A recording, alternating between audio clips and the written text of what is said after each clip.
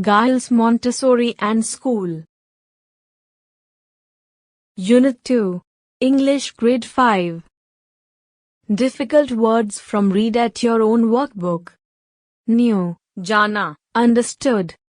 Flows, बहता है, moves. Lightning, bijli, electric discharge.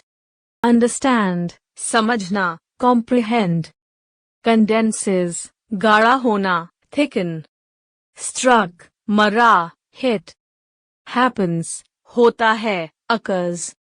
Spreads, फैलता है, extends.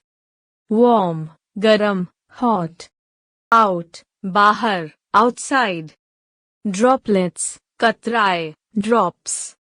Wispy, पतला, thin. enough, काफी, sufficient. Usually, आमतौर पर, normally. Water vapor, पानी का बुखारत, steam. Photographer, photographer, cameraman. Evaporation, बुखारत banana, vaporization. Picture, तस्वीर, image. Rises, उठता है, ascends. Storm, तूफान, tempest.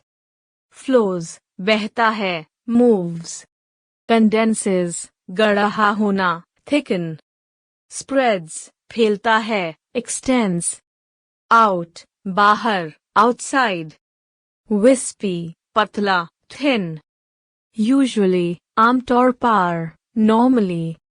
Photographer, photographer, camera person. Lightning, bijli, electrical discharge. Struck, मरा, hit.